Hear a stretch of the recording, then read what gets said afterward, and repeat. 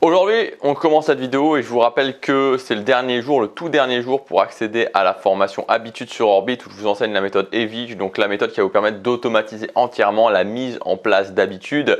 Donc cette formation elle est disponible à son prix de lancement uniquement jusque ce soir à minuit. Ensuite, le prix augmentera.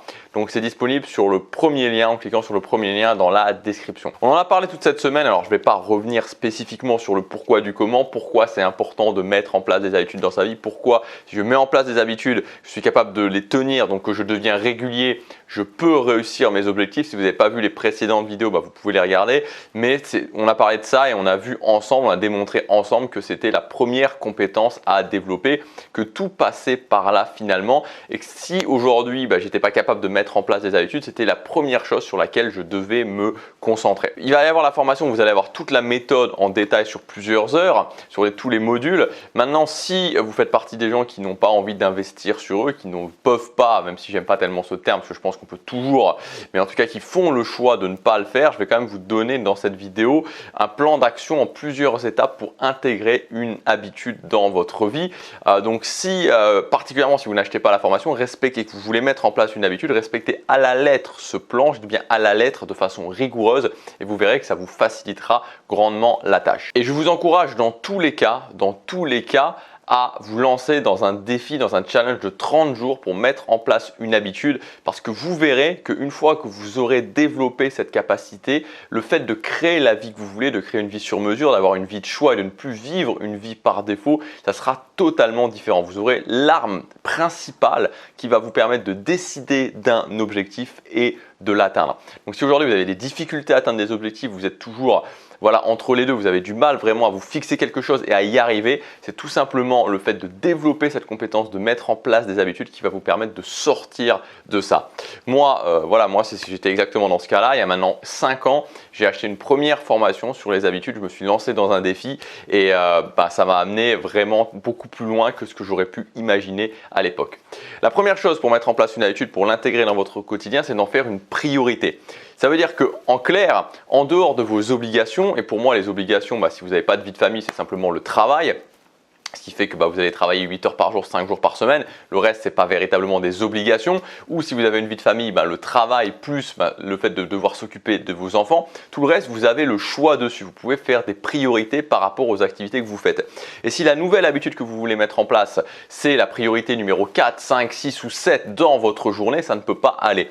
Donc vous devez être très clair dans votre tête en vous disant que ok, l'habitude que je vais mettre en place, peu importe ce que c'est, travailler mon anglais, que ce soit de courir, aller à la salle de musculation, peu importe, après mes obligations, c'est ma priorité numéro 1. Il n'y a rien de plus important. Quand vous démarrez la mise en place d'une habitude, un défi de 30 jours pour mettre en place une habitude de cette façon-là, avec cet état d'esprit-là, forcément vous allez y arriver. Maintenant, quand vous démarrez avec l'état d'esprit, ok, je veux mettre en place cette habitude, mais il y a le copain qui appelle pour sortir boire un verre, ou il y a le nouveau jeu vidéo qui sort, ou la nouvelle série sur Netflix qui sort, et vous faites passer ça avant votre habitude, forcément vous n'allez pas pouvoir y arriver. Premier point, c'est que ce soit une priorité. Deuxième point, c'est de s'engager, et au moment où vous vous engagez, ensuite d'arrêter de vous poser des questions. Moi, je le vois notamment en coaching, que ce soit dans les coachings pour créer la vie qu'on veut ou les coachings en termes de création de contenu, l'une des principales choses qui fait que les gens se sabotent eux-mêmes, c'est toutes ces questions qu'on se pose. C'est-à-dire cette non-capacité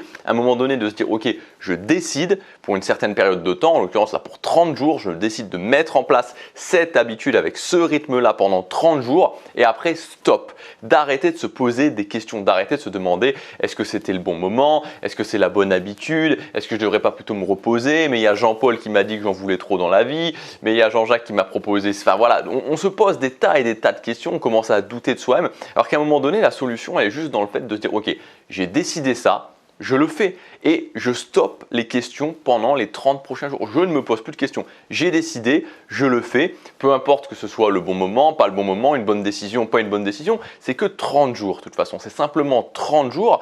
Au pire des cas, il ne se passe rien. Au pire des cas, il ne se passe absolument rien. Donc décidez, engagez-vous et arrêtez de vous poser ensuite des questions. Troisième point, c'est de créer son mur du succès. Donc créer son mur du succès, ça va être de créer un mur tout simplement comme son nom l'indique, avec différentes choses à l'intérieur. Donc il y a par exemple le classique vision board, il y a aussi par exemple le classique liste des pourquoi que vous allez pouvoir afficher, que vous allez pouvoir regarder au quotidien, le matin, le soir et aussi avant de faire votre habitude. Et le fait d'avoir ça matérialisé sur un mur que vous allez pouvoir regarder, ça c'est quelque chose qui a l'air de rien, mais c'est quelque chose d'extrêmement puissant. On n'imagine pas la puissance que ça peut avoir d'avoir ces différents éléments mis sur son mur et qu'on regarde matin, soir et avant de faire l'habitude, à quel point ça peut nous entraîner, à quel point ça peut nous donner de l'énergie.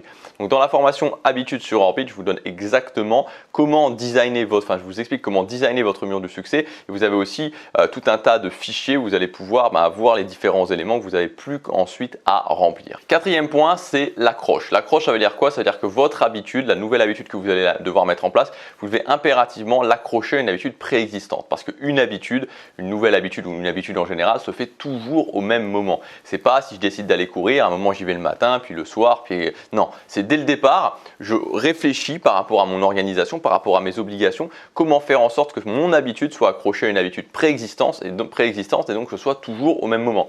Donc moi, ce que je vous conseille, c'est pour le départ, commencer à accrocher votre habitude à des habitudes de vie, comme par exemple le fait de se lever le matin, comme par exemple le fait, si vous le faites 5 fois par semaine quand vous rentrez du travail, de rentrer du travail, comme par exemple les repas, parce que c'est des choses qui sont présentes dans votre quotidien et donc que vous n'allez pas, si vous voulez, voilà, vous allez toujours vous lever le matin, vous allez toujours déjeuner le matin, vous allez toujours manger le midi, vous allez toujours manger le soir, vous allez toujours rentrer du boulot 5 fois par semaine. Vous voyez ce que je veux dire? Donc quand je dis ok, je me lève le matin et je fais mon habitude, ou je déjeune le matin et je fais mon habitude, ou je dîne le soir et je fais mon habitude, c'est une accroche très puissante et ça fait partie du mécanisme de l'ancrage des habitudes. Ça doit être accroché, il doit y avoir un déclencheur et donc pour que ce déclencheur soit le plus simple possible, accrochez votre habitude à une habitude de vie préexistante. Le cinquième point, c'est de mesurer votre habitude et donc pour pouvoir ensuite ajuster. Donc mesurer, moi je le fais de deux façons différentes. Je mesure la fréquence, c'est-à-dire que je mesure que effectivement si j'ai décidé de faire l'habitude 4 fois par semaine, je fais l'habitude 4 fois par semaine. Et deuxièmement, la mesure de résultat,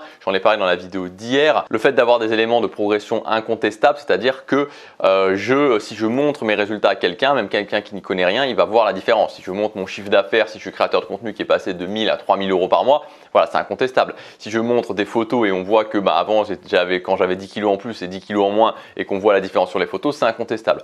Donc à chaque fois, en réfléchissant un peu, on peut trouver des instruments de mesure qui vont permettre de mesurer de façon incontestable vos résultats. Le sixième point, c'est que votre habitude, vous puissiez l'intégrer facilement. Qu'est-ce que ça veut dire? Ça veut dire que votre planning ne doit pas être extrêmement bourré. C'est-à-dire que si aujourd'hui, vous avez un planning qui est déjà full de chez full et qu'en plus, vous voulez rajouter une habitude, ça va être trop compliqué. Donc si vous êtes justement dans cette optique, si vous n'êtes pas dans cette optique, mais si justement vous êtes dans cette catégorie de personnes qui avaient un planning extrêmement chargé, avant de commencer à mettre en place l'habitude, je vous conseille de décharger le planning. Donc de décharger le planning par exemple en supprimant les obligations qui n'en sont pas réellement, en mixant des obligations ensemble, en tout simplement aussi fixant mieux vos priorités, vous dire que certaines choses, ce n'est pas forcément des priorités.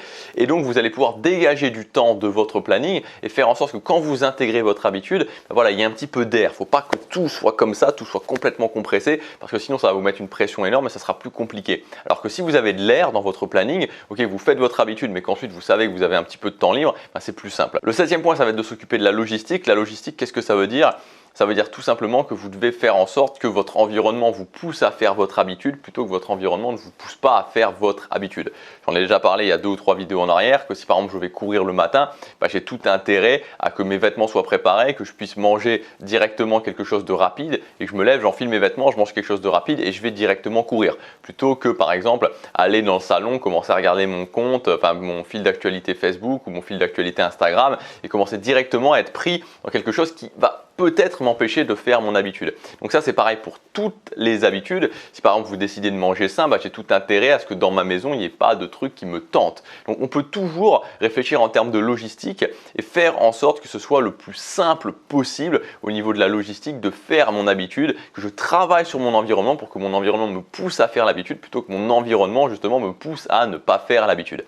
Et enfin le dernier point, c'est de définir une récompense.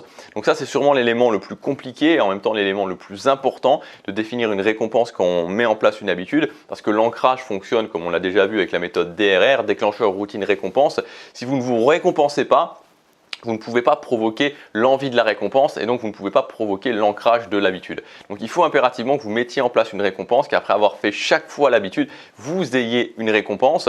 Et il faut aussi que cette récompense ne soit pas contre-productive. Donc ça va vous demander un petit peu de réflexion parce que si vous allez courir par exemple et qu'ensuite vous mangez un gâteau, c'est contre-productif. Et ça c'est la partie en général la plus prise de tête. Moi ça m'a pris beaucoup de temps et c'est pour ça notamment que j'ai mis en place la méthode EVIGE où dans cette méthode, les récompenses sont entièrement automatisées. Donc vous n'avez plus besoin de vous prendre la tête pour la récompense, vous allez avoir une récompense qui pour votre habitude va vous satisfaire, va envoyer le message à votre cerveau « je me récompense », va vous permettre donc de déclencher le mécanisme de l'ancrage avec la routine, le déclencheur, la routine et la récompense. Vous pouvez aussi réfléchir par vous-même et essayer de trouver des récompenses qui à chaque fois ne sont pas à la fois contre-productives et qui en même temps vous envoient le message au cerveau « ok, je suis satisfait », mais voilà, c'est quand même, c'est quelque chose où je vous alerte dessus parce que moi ça a pris beaucoup de temps et c'est quelque chose qui est très important, c'est-à-dire qu'il ne faut surtout pas le négliger, il ne faut surtout pas se dire ah bah je ne sais pas quelle récompense mettre alors j'en mets pas parce que sinon vous foutez tout complètement en l'air et en même temps il faut être attentif à ce que ce ne soit pas contre-productif. Voilà toutes ces étapes, donc en les suivant à la lettre, en les respectant à la lettre, vous allez pouvoir vous faciliter grandement la tâche pour intégrer vos habitudes dans votre quotidien. Pour ceux qui ont décidé d'investir sur eux, pour ceux qui veulent avoir la méthode complète, notamment ma méthode, la méthode EVIGE, pour mettre en place des habitudes, les intégrer dans son quotidien, tenir sur la durée. On verra aussi comment mettre en place des habitudes avec les actions essentielles, comment trouver les actions essentielles, comment trouver pour n'importe quel objectif le système d'habitudes. On verra comment aussi organiser sa vie autour des habitudes, organiser un nouveau planning autour des habitudes, équilibrer son planning autour de ses habitudes. Tout ça, c'est dans la formation Habitudes sur Orbit. Cette formation est disponible jusque ce soir, minuit, avec le premier lien dans la description. Donc c'est le moment si vous voulez en profiter au prix de lancement, si vous voulez développer cette compétence.